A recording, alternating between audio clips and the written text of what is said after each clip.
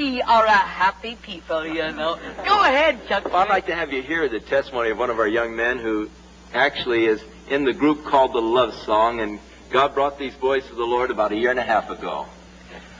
Well, my story is kind of typical, I guess, of a lot of young people nowadays.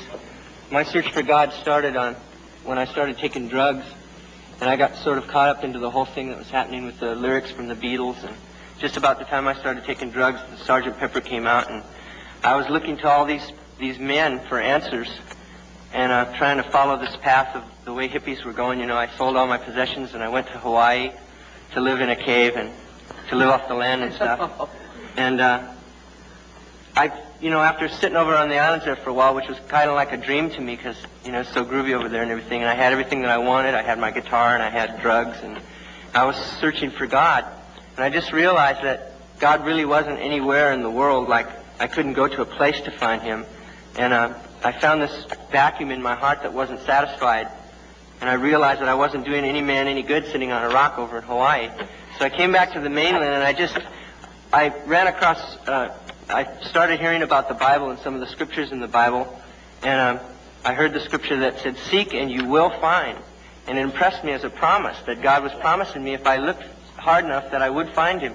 So I just continued my search, and I went through a lot of different ways to try to find it. I went through the Eastern philosophies and some Buddhism and the Urantia book and Timothy Leary's trip, and I went through all these things trying to connect them, and I never really heard how simple it was to just accept Jesus and that he was the answer, because these other religions, philosophies kind of include him, but not as the Son of God and the Son of Man.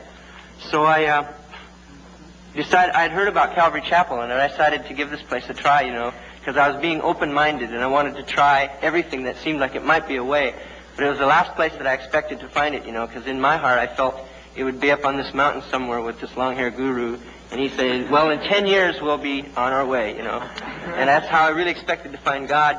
And I walked in and I heard Pastor Smith just laying down the simplicity of the gospel. After I'd been making such a heavy thing out of it for 4 or 5 years, I was into LSD and drugs and marijuana. And I just heard, man, Jesus died on the cross to save you because no man can make it because we're all just really rotten inside, I'm coming to discover that more every day. His grace and his love is just so abundant, and that's the answer to the world's problems, and there is no other answer. So, being a musician, I wanted to dedicate my talent to the Lord, and the same with the fellows here in the group. So we all became Christians just about the same time out of the Laguna Beach dope scene, and we found the Lord just about the same time. We decided that we would start giving our talents to him, and the Lord started to give us tunes, and we'd like to sing one and share one with you now called Welcome Back. It's one of the first songs we wrote, and it's kind of like a story that it's like God speaking to anyone that finally finds the truth and decides to yield his life to Jesus Christ.